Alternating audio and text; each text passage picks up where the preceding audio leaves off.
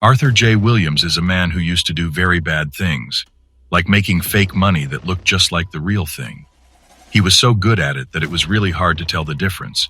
He used fancy equipment and materials just like what the government uses to make real money.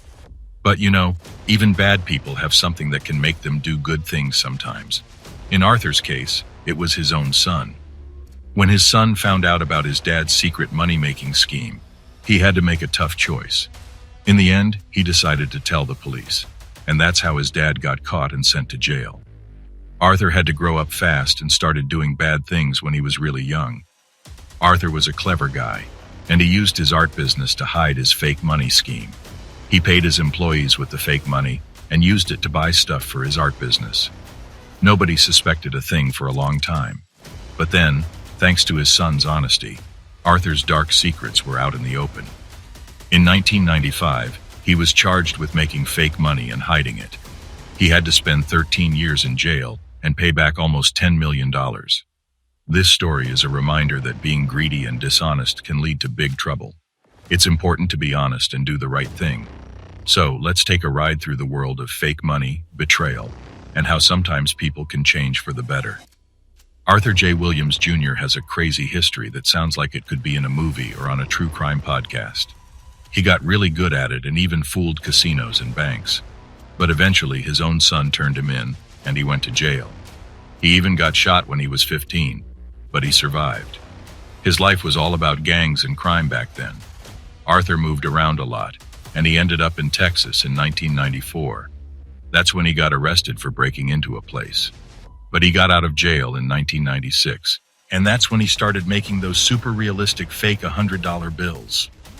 He used fancy printing machines and copied all the security stuff from real money. His fake money was so good that even banks and casinos accepted it without knowing. He made a ton of money from this scheme. He said he figured out how to do it with regular stuff you can find at home. Arthur didn't stop at selling fake money to criminals. He and his ex-wife went on shopping sprees all over the country, buying things with the fake cash and keeping the change. They even donated stuff to charity. Before all this, Arthur had a tough life. He grew up in a rough neighborhood in Chicago. His mom had a mental illness, and his dad went to jail for stealing cars. His dad left the family when Arthur was young, and they struggled to get by. Arthur got into trouble as a kid, stealing cars and even getting shot once. When he was 15, he met a guy named Da Vinci, who taught him how to make fake money.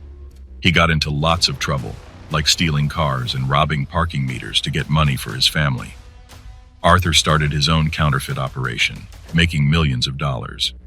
He even used the fake money to go on shopping sprees with his ex-wife, buying stuff and giving it away to charity. But eventually, he got caught and went to jail a few times. While in prison, he started painting. At first, he painted flowers, but then he turned to what he knew best: money. He became pretty good at it and started selling his art. It helped him turn his life around. He got arrested for counterfeiting in Chicago while staying at a hotel, but the charges were dropped because the police did something wrong. Later, he moved to Alaska, and his dad joined him in the counterfeit business. But then, Arthur got arrested again in 2002, along with 5 other people. He got 3 years in jail, and his dad died while they were both in prison. Hollywood got interested in his story, and they wanted to make a movie about him. A famous actor, Chris Pine, was supposed to play him, but Arthur didn't like the script, so the project got canceled. In 2006, he got arrested for counterfeiting again, but this time he said he was doing it to help his son become a rapper. His son got arrested for it too, and they ended up in the same prison in Arkansas. They both got out in 2013. His art is all about money and famous people.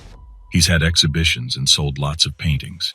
He wants people to know that you can change your life, no matter how bad it was before. And he even painted a $1 bill from 1896. He read about famous artists like Michelangelo and Andy Warhol. When he got out of jail for the last time, he struggled to make money with odd jobs. But then he got a job curating art for a real estate developer in Chicago. That's when his art career started. He had a tough life growing up, and he did some really bad things. But now he's trying to inspire others to turn their lives around too. He opened an art gallery in Chicago, and then he moved to Los Angeles and opened another one. His art features famous people and symbols from money. He sold a lot of his paintings and hopes to help others see that they can change too. So, the story of Arthur J. Williams is a wild one. He went from making fake money to making real art, and it's a reminder that people can change for the better, no matter how bad their past may be. Thank you for joining us in exploring this captivating story. If you enjoyed this and would like to stay updated on the latest news and analysis, please consider liking and subscribing to our channel.